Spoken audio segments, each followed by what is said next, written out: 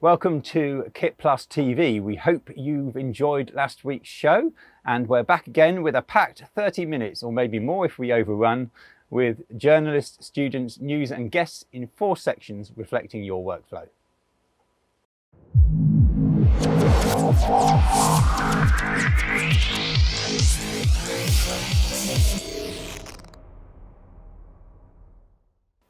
Thank you very much for the mostly positive feedback, some of which has given us interesting topics and themes to feature over the next few months. We're also very grateful for the adverts surrounding our video frame supporting the show, as well as Mediaproxy, who continue to have faith in what we're doing. We'll tell you more about them later. Yep, so in the show this week, we'll be going over to TVFutures, where we have a student in limbo, then talking to 4 guests in each of our workflow sections and covering the news that has been recently uploaded to our press room, and finishing off with our KitFest topic of the week. And with Dick today is someone that many manufacturers and distributors watching around the globe will know very well, but others of you may not have heard of him or indeed the organisation. Who have you got with you today, Dick? Today I'm going to be talking to Peter White, the Chief Executive of IABM, the vendors organisation. But first, TVFutures. Hello, introductions. I am Connor Eves. I am a student currently studying television and broadcasting at the University of Portsmouth. Well, am I still a student? Because I'm in that sort of limbo state at the moment where I handed in my last assignment last week, but I haven't graduated yet. I wanted to spend my last year at university basically just honing in the skills that I knew I enjoyed and knew I wanted to go forward with. And what that basically meant was that I just took on as many editing roles as I could and said yes a lot. So I edited together a 10-minute documentary called Pinot, which was a brilliant editing challenge, which I was very thankful for. Alongside that, I also edited together a bunch of VTs for the This is Portsmouth show that the television and broadcasting course puts together in Portsmouth, obviously. And had Rona not rained on my parade, I was set to be the head editor for a Portsmouth Comic-Con based show, which would have been great, so that was a real shame. Outside of the creative end of video editing, which I'm always very interested in and have been since I was quite young, I've also started to have a fascination recently with the technical side of things, the nitty-gritties, I guess. So for my last final project in university, I basically delved deep into studying the different IP protocols and network solutions that could be used to benefit remote post-production, basically remote post-production, remote production, the whole shebang. And that was a very interesting thing to learn about, and as it turns out, ended up being quite relevant and topical these days. Going back to what I mentioned earlier about a state of limbo, that's definitely the best way to describe my current situation, and I'm sure many other people's as well. We finished university, we're all geared up, ready to go, and ready to face the real world, but the real world isn't really ready for us yet. It's got its own problems to be dealing with. So the best thing that we can really be doing at the moment is to stay home and stay productive and stay proactive, which is definitely easier said than done, for sure. I started self-teaching myself DaVinci Resolve, the end-to-end workflow, because during our university time we were taught how to use DaVinci for colour grading, but never really the whole shebang. I seem to like using the word shebang. So yeah, I started self-teaching myself that early on, and since then I also started reading through and taking notes for the Frame.io video workflow guide, which is more exciting than it sounds, for sure. And beyond that, I actually managed to find a little bit of work for myself. One of my friends, who I have known for quite a while, has been making his own music, and he needed a lyric video made in After Effects. So I jumped on that. Of course, through all of this, I've had my eyes glued to job postings and news developments, ready to pounce at the first sign of the possible return to normality, whenever that may be it in a month or in a year, because the world may not be ready for us yet, but I'm gonna make damn sure that I am ready for it. Damn, that sounds so cheesy. Saying that out loud, that is so cheesy. Thank you for watching. Connor Eves, University of Portsmouth, graduating next month. Thank you, Connor. And if you can give him any work experience or tips for his future in the industry, then the link is on screen now. We'll have more TV Futures next week. And just before we join Dick, we'd like to tell you a bit about Mediaproxy, who have supported the show since we started with the Daily back in April. They are the global leader for all things compliance, with over 20 years in the business, over 15,000 channels deployed in over 60 countries. They are the trusted partner in the industry for logging, monitoring and analysis of linear broadcast and OTT. What you may not know, although you probably do, is that Log Player is the most advanced multi-panel HTML5 user interface supported across all desktop and mobile web browsers. It has a powerful toolset for quickly turning around clips to publish directly and easily to social media platforms like Facebook, YouTube, Twitter, and many others. And if you're looking to replace your Volacon system, why not team up with the global leader in compliance? For more information, please check out their website. And now we're going over to Dick. Today I'm talking to Peter White, the Chief Executive of IABM. Hello, Peter. First of all, Hi. Tell us about the IABM.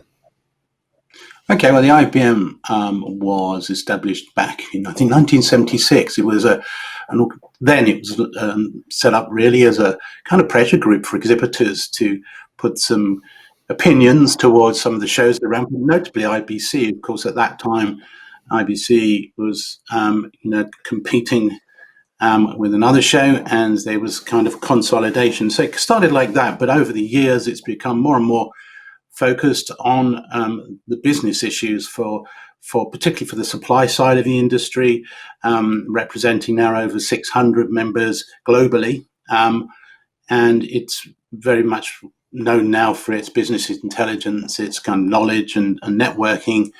And yes, shows are still very important to it, but it's only part of the mix now.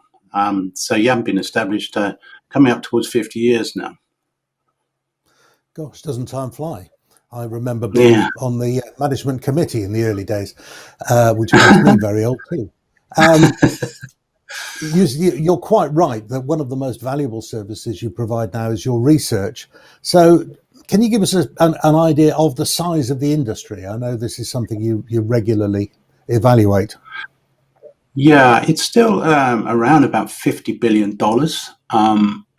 But obviously the mix of that's changed dramatically over the last few years. And, all the well-known trends from hardware to software and virtualization. But the number is still around 50 billion as it currently was back in 2019 before, obviously, the pandemic hit us. 50 billion, that's actually a big number, isn't it? Although to put it in context, Apple, for instance, spends 16 or 17 billion on R&D. So compared to the IT industry, it's small, but 50 billion is quite a substantial sum. Yeah, so I mean, it obviously depends how you measure it these days with all these sort of external technology organizations coming into the market, but it's a reasonably good solid number and kind of seems to be representative of what is really a niche market. But yes, it's a good size number. And you say it's been fairly stable up until obviously the current circumstances. Previously, did you see signs of growth or continuing growth? Very quite slow growth. I mean, generally speaking, as I said, the mix has changed, and obviously hardware carriers tends to carry a higher ticket price than software. So although the value remained the same or kind of said fairly static, the mix had changed. So the growth really was very much in the numbers when you drill down, and you can say, well, okay, some parts of the market are growing, some parts of the market are receding. But yes, it was still a very buoyant and dynamic market as we came into this current problem. Peter and I carried on talking for quite a while. You can see the whole conversation on YouTube. See the link on this page or below this one. But for now, back to the studio and more news. Thanks, Dick. And aside from challenges the industry faces in the future, If, like me, you're keen to know just what Peter is doing with all the guitars on his wall, then check out the full-length discussion on YouTube. So now we come to the 4 workflow sections that make up our industry, and we start with capture and produce. Now available from CJP Broadcast is the new StreamStar NDX 400. It's an all-in-one live production and streaming studio designed for TV and radio newscasting, educational programming, conference coverage and esports. It offers 4-channel camera control, 4-input vision mixing, audio mixing, video and audio recording, graphics and character generation, playlist support, multi-view monitoring and live streaming encoding. And all of this housed in a 2U chassis. That's quite a list. Technology pioneers XR Studios have leveraged the latest technology from Disguise when pop sensation Katy Perry performed her new single Daisies on the season finale of American Idol. Sitting at the heart of the setup, Disguise XR seamlessly integrates with an array of technologies, including camera tracking and real-time content engines, extending the physical space into a virtual world, delivering a truly unique visual experience. SMPTE has introduced a series of revisions to the SMPTE Interoperable Master Format, or IMF, standards document, which is SMPTE ST2067. The revisions address results from IMF plugfests, as well as feedback from implementers and users working with IMF standards to enable real-world content versioning, packaging and delivery. So now let's welcome our guest. Today we welcome Barry Griffin from Canon UK. So we understand there was some announcements at the NAB that didn't happen. Can you tell us any more about that? Sure can, yeah. No, thanks very much for having me on. So there were some really exciting announcements that Canon made at NAB this year, even though it was more digitally than anything else, like everything else at the moment. Yeah. The first thing that was announced, which has really got a lot of people excited, is the new Cinema EOS camera, the C300 MkIII. So we brought that out, and the key features on this camera, which are getting a lot of people excited, is it's a brand newly designed sensor which uses what's called DGO, which is dual gain output, which allows the sensor to actually deliver up to 16 stops of dynamic range straight out of the camera. It's the first Cinema EOS camera as well that's now going to deliver a 4K 120 frames per second in cinema raw light and in MPEG-4 and XFAVC in the camera as well. So really, really exciting.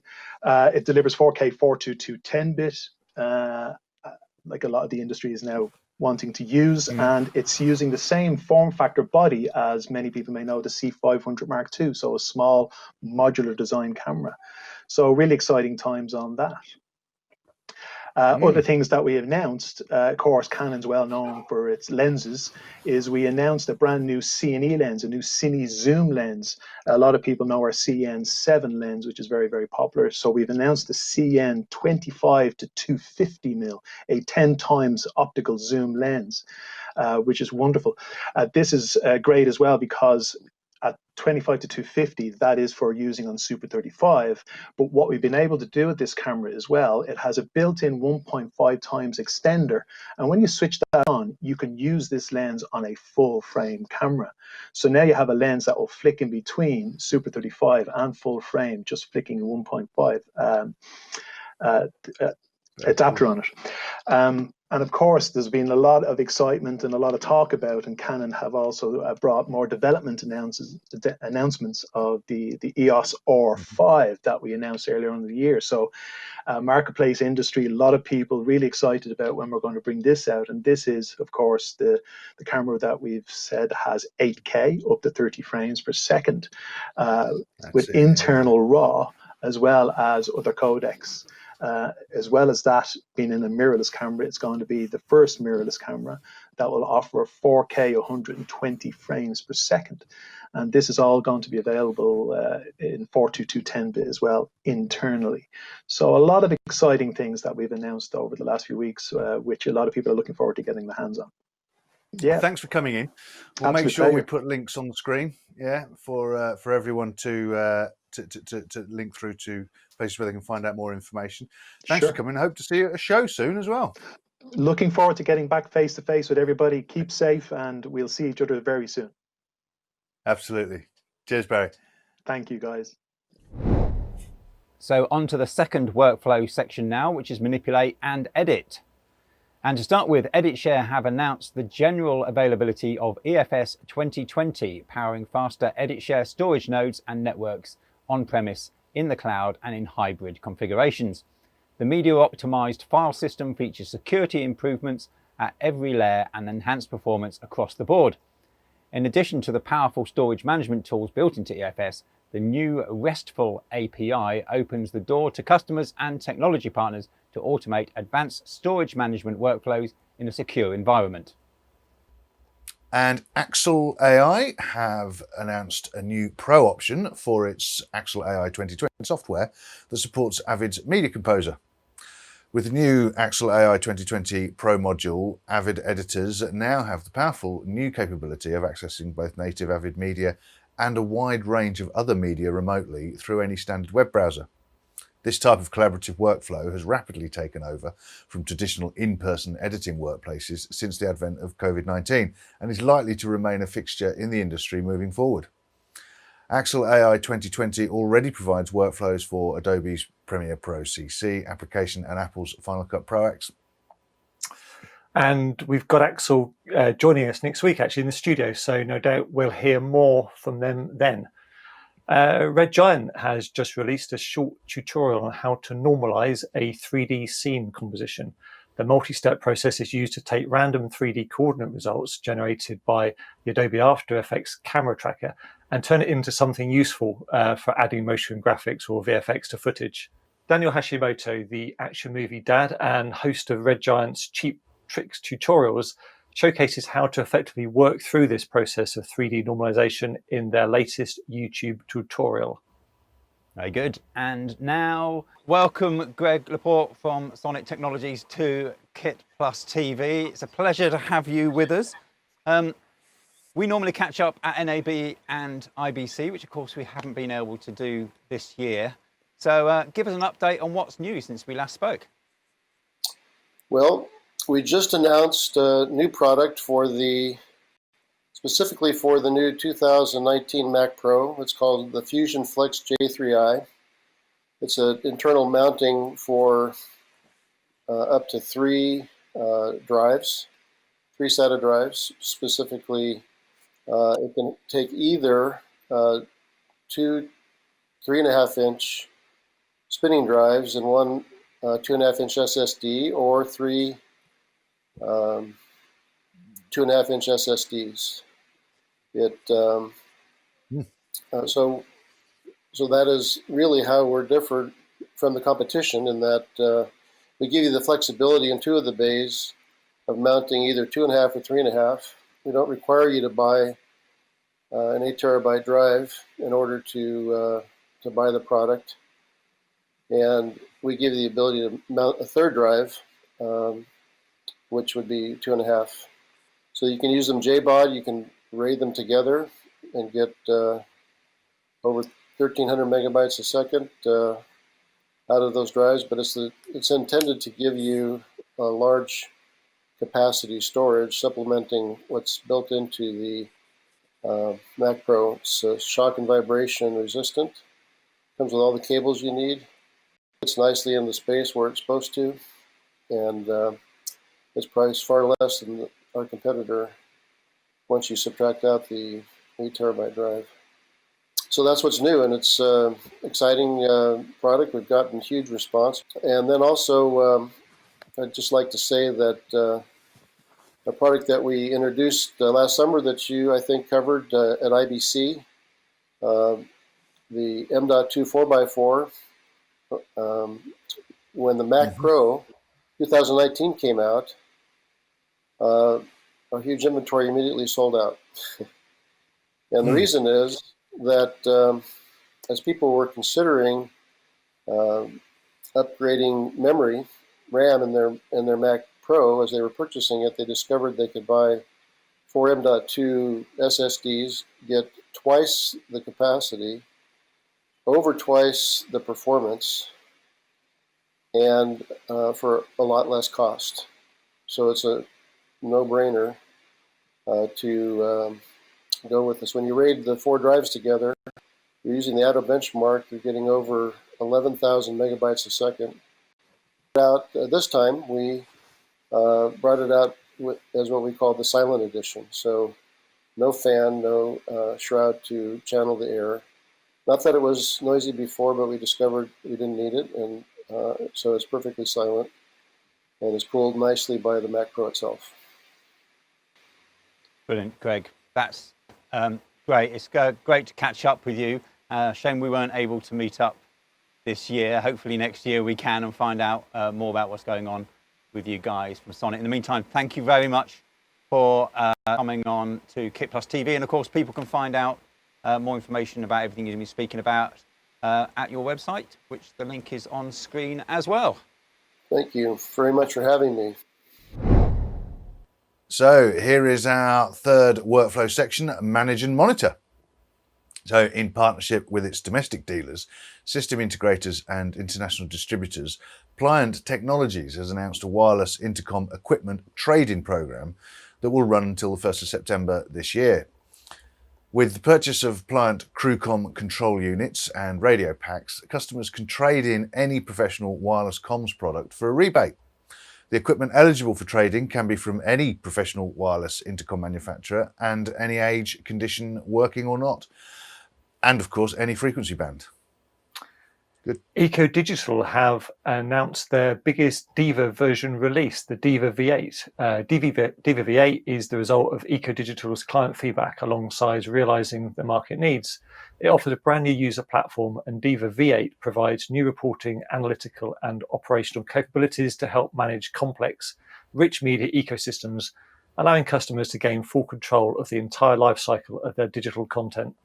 PrimeStream, the provider of asset management and automation software solutions for media production, have announced that Vista WorldLink has migrated its content and media asset management services offering to the PrimeStream Exchange platform hosted in the cloud. Vista WorldLink is a global provider of satellite provisioning, transmission and production services, so they chose Exchange to give its customers more immediate and flexible online access to their archive media assets. So, welcome to the studio, Stuart Russell from Ross Video. Morning, how you doing? Morning, all very good, all very good. We've been talking about the new Gator Toolbox from Ross. It's something I don't know a huge amount about, how it fits in, what it is. Could you explain a bit more about that? So it's something that we launched, the first version of it, we launched at NAB last year. And basically the way that we're talking about it is as a kind of signal conversion problem solver. I think that's probably the best way of thinking about it. So it basically takes or kind of offers all-in-one UHD, up, down, cross, HDR, conversion, standards conversion, frame syncs for UHD workflows all over a 12 gig SDI. And it basically just comes in a very slim sort of open gear form factor. And the rationale for this was that there, in various different production environments, there were often cases where you had rogue feeds coming in and you weren't entirely sure what you were going to be dealing with when you set up your fly pack or when you when you were sort of planning your production. And this basically is just a neat it's a neat problem solver. It takes all of the guesswork out of that conversion issue.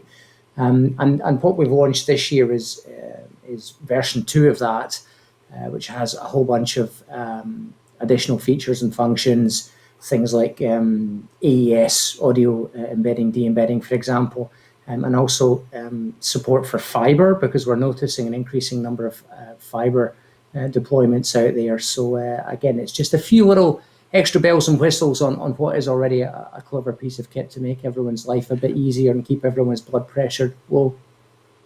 Absolutely. And this is a modular sort of hardware-based system, or is it a mixture of that and it's just software like a very releases? slim open gear card.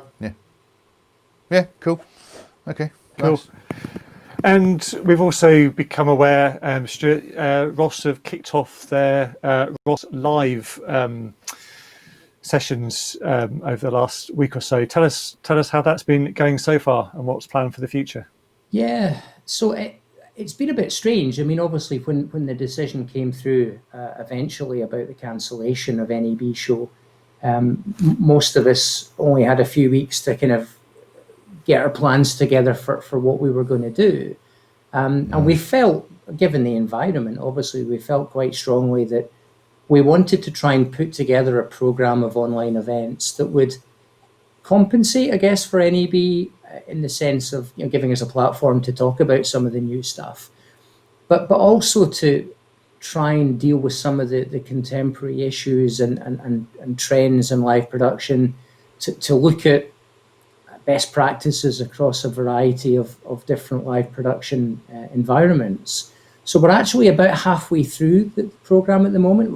I think we're week 5. We have another 5 to 6 weeks still to go. There's a lot of good content out there. I mean, we're doing tech talks every Tuesday, which are kind of online webinars.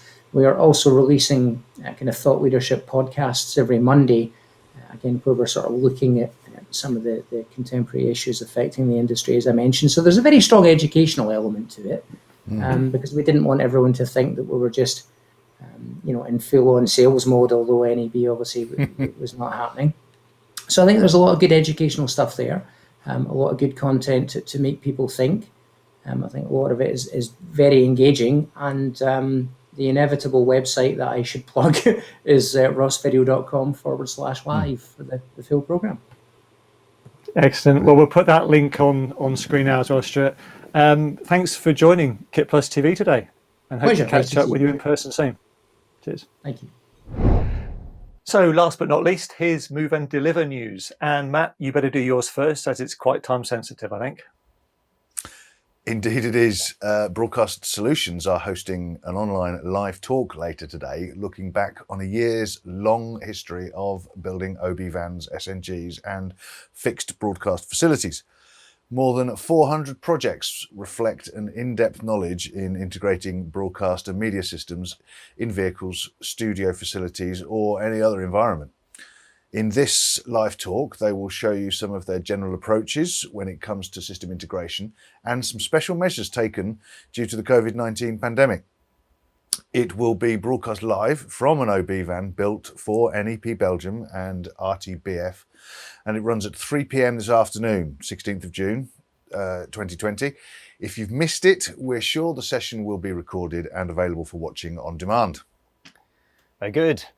Now, the award-winning end-to-end app platform from SimpleStream has been selected by the Africa Channel, a major US channel operator, to launch a revamped Demand Africa service to complement their existing channels in the US. The service is available across a wide range of platforms, including a new website, iOS and Android devices, tvOS and Fire TV, boasting impressive features such as download to device for offline viewing and continue watching, so users can pick up where they left off any device and is available to watch anywhere outside of Africa. Streaming solutions innovator StreamGear has been honoured with a 2020 Special Edition Best of Show Award presented by Digital Video following the NAB Show Express digital experience, which replaced this year's physical show, of course. Vidimo, short for Video Director on Mobile, turns a smartphone and HDMI video source, such as a camera, into a fully fledged virtual production and transmission studio, enabling a single operator to produce multi-source television-style shows that can be streamed live, recorded, or both. And now it's time for our final workflow guest here in the studio. And we welcome Malcolm Harland from Garland Partners into the studio today. Welcome to the show, Malcolm. You've got some news on LiveU's LU800, I understand. Yeah, hi Simon. Yeah, good morning to you. Yeah, that's right. LiveU last week announced their 5th generation cellular bonding unit, the LU800.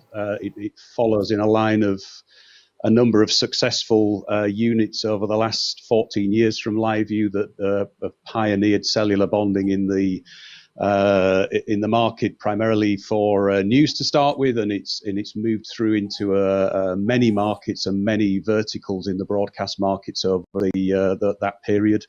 And the LU800 is a product which has been designed from the ground up by LiveU. It's designed to unlock the potential of 5G in cellular networks, and also to support high-end productions with low delay, very high quality, and resolutions all the way up to 4K P60, so for full UHD productions from the field, and really capitalizes on all of that development work that's been done by LiveU, all of the feedback from customers globally in the broadcast markets, all of those users, to try to produce a product which is not just very high quality and capturing all of that capability for connectivity that's developed in the market over the last 5 or 6 years with 4G, LTE, LTE Plus, and now 5G, but also producing some layers of capability that are really beneficial for remote production, whether it's full remote production in the field or whether it's increasingly remote production, especially in the current climate, for studio-based and home-based production. So Malcolm, you mentioned news there, and LiveU products are obviously well known with a background in news. What does the LU800 mean for production outside of that news environment? So I think the key for the LU800 is the increased capacity for connectivity has enabled LiveU to harness also the benefits of increased quality. So the LU800 will have HEVC encoding still, the same as the LU600, but with 8-bit capability, 10-bit capability in HEVC, 70 megabits per second of encoding capability, which gives much higher picture quality for very fast-moving events such as sport, or if you've got complex encoding requirements for entertainment, where you've got flashlights and so on, as well as then more broader production capabilities. So, for example, 16 channels of audio, they can be split across multiple channels of HD, or they can be 16 channels of audio supporting a full 4K production. So that ability to move from the origins of LiveU in news, pictures with 2 channels of audio, originally in SD, now primarily in HD, to full 4K production capability or 4HD 3G SDI feeds coming from the field with very high quality encoding, return feeds going back to the field so that the field-based guys can see what's happening in the studio or receive teleprompters. And the same with audio IFB, 2 audio channels going back. So the studio can talk to the crew in the field, the camera operator, but also now the presenter in the studio, for example, can talk to an interviewer in the field who is either doing commentary or maybe interviewing players at a sports event. So you get a much more immersive experience and perhaps a more traditional view of production if you were doing it over satellite with a full OB truck. Just a quick question. Have you noticed, Malcolm, like, has there been a significant rise in demand for your products now during lockdown? It's quite interesting because I've talked a lot about the LU800, but LiveU's range starts all the way through to the LiveU Solar, which is a very low cost entry point direct to web, and that demand has increased all the way through the LiveU product chain since the lockdown started. So it's really been beneficial for us to have that whole range of products. Rental and sale, I guess. Yeah. And one of the it's benefits from a LiveU perspective is that global rental capability. So we've recently done events which have taken in Washington, London, and Geneva for a major conference. We've done big sports events where LiveU units have been needed in different parts of the world, and then managed globally through LiveU's partners, as well as having the overall management and support from LiveU's support operation, which is 24/7 and full access to units remotely. Yeah, and I guess you guys with 14 years experience. Yeah, yeah. It helps, yes, absolutely. And I think what that means is the trust that people have in LiveU as a product and a platform and a solution, as well as Garland as a partner, means that people are comfortable that they're going to be looked after, not just in terms of receiving a product, but all of the capability that comes with that after, when it's in the field. If people experience problems with SIM card connectivity, or they're trying to set up return audio or return video, we can access all of their units remotely, server side and unit side, and sort of take the heavy lifting away from them. Yeah. And they just use it as a user rather than needing to be a technical operator. That's great. We'll put the link on screen now, Malcolm. Thank you very much for joining us on KitPlus TV. And you may know we are encouraging user reviews to be sent in. You simply turn on the camera on yourself and do a short 3 to 10 minute review of that item of kit you just can't leave home without. Talk about what you love about it and maybe the things that could be done a little bit better. And of course, don't forget, we pay £100 for any that we use. So this is a part of the show where we look at kit, where it is and who's using it and how it's performing. Jenny's here with her rundown of the Sennheiser AVX system. Let's have a look. Hi, I'm Jenny Collins. I'm a videographer and filmmaker based in Liverpool, and this is my KitPlus go-to piece of kit review. The product I want to talk to you today about is my go-to #1 piece of kit in my camera bag, and it's the Sennheiser AVX lapel mic set. Now, I got the first edition when it came out, so I've got the Mark I microphone, which I'm talking to you from now. I just find this thing is so simple to use. It's incredibly good quality, as we always expect from Sennheiser. It's never let me down. It's so simple and quick to use. You plug in the receiver to an XLR socket on your camera. The microphone is a great quality. It isn't completely directional, but I don't get a lot of interference from it. I've had this with people stood next to a lectern, under projectors, a lot of noise in the room, and it's just able to clarify the sound so well. The mic pack itself is light and portable. It's got a great mute function at the top, which isn't too easy to knock, so I don't often have that issue. The batteries last a ridiculously long length of time. I've been known to get through a 4-hour conference without any interference or needing to change to a different set.